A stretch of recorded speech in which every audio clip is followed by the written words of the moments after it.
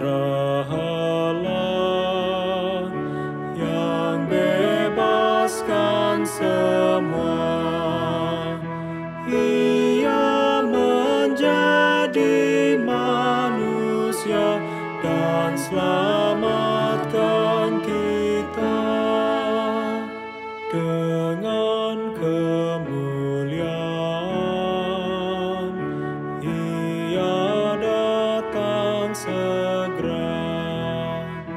Kumpulkan umat tebusan bertahta di surga. Muliakanlah Yesus yang jadi penebus, juga Bapa dan Roh Suci yang kekal abadi.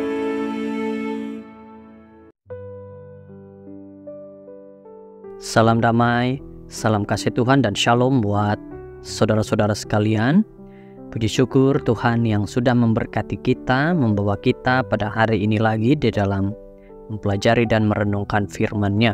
Semoga kita semua mengerti, memahami apa yang Tuhan ingin sampaikan pada kita hari ini. Mari kita sama-sama berdoa. Tuhan Allah Bapa di surga, terpujilah Engkau karena kebaikan-Mu, kemurahan-Mu.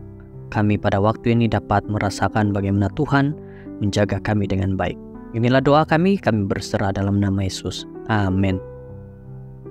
Saudara-saudara yang terkasih, firman Tuhan pada kali ini berjudul Obsesi. August 24.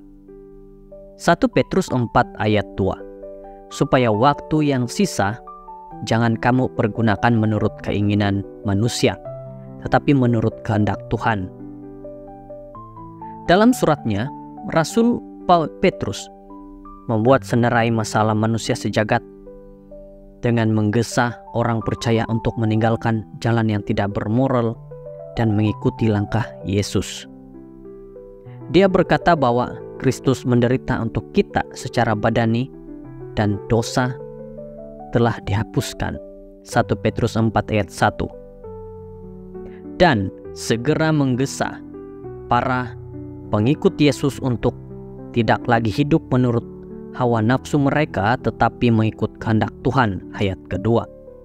Menariknya, perkataan Greek yang digunakan Petrus untuk merujuk kepada nafsu manusia ialah epitomia, yang merangkumi beberapa siri konsep yang berkait rapat dengan ketagihan. Konsep-konsep ini berkaitan dengan hasrat, kerinduan, keinginan, dorongan, nafsu yang kuat, ketamakan, dan nafsu. Kualiti kuku bagi semua jenis ketagihan ialah obsesi atau pemikiran yang kuat dan berterusan yang mengundang pengulangan perbuatan ketagihan. Selagi tindakan itu tidak dilakukan, orang itu mengalami ketidakselesaan yang teruk dan sering menjadi pemarah. Setiap kali pemikiran obsesif ini menyerangnya, individu itu merasakan kekurangan kebebasan pribadi. Salah satu case penukaran agama yang paling mengagumkan pada zaman awal agama Kristen ialah case Agustin dari Hippo. Walaupun dia dibesarkan oleh ibunya Monica dalam doktrin Kristen, dia meninggalkan gereja dan menjalani hidup berfoya-foya dan mempunyai hubungan sulit dengan seorang wanita yang memberinya seorang anak laki-laki. Kepercayaannya bertukar daripada satu falsafah ke falsafah yang lain, tetapi sentiasa pagan. Suatu hari ketika dia bersendirian di taman, dia mendengar suara seperti kanak-kanak memberitahunya, "Ambil dan baca." Agustin melihat sekeliling dan melihat di kertas kulit salinan surat Paulus kepada orang Roma. Marilah kita hidup dengan sopan, seperti pada siang hari, jangan dalam pesta pora dan kemabukan, jangan dalam percabulan dan hawa nafsu, jangan dalam perselisihan dan iri hati, tetapi kenakanlah Tuhan Yesus sebagai perlengkapan senjata terang dan janganlah merawat tubuhmu untuk memuaskan keinginannya.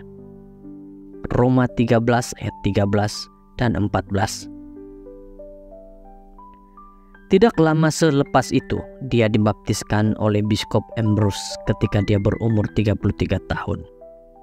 Tulisan Saint Augustine mempunyai pengaruh yang besar terhadap agama Kristen. Kisahnya menunjukkan transformasi moral yang patut dicontohi. Walaupun Anda terikat dengan sebarang ketagihan atau dosa, semuanya belum berakhir. Kedua-dua message yang dibacakan oleh Agustin dalam 1 Petrus 4 ayat 2 menunjukkan penyelesaian yang sama. Yesus Kristus amanahkan kepadanya pemikiran dan tingkah laku Anda karena Dia akan membantu Anda membentuk pemikiran dan tingkah laku Anda dengan sebaik-baiknya.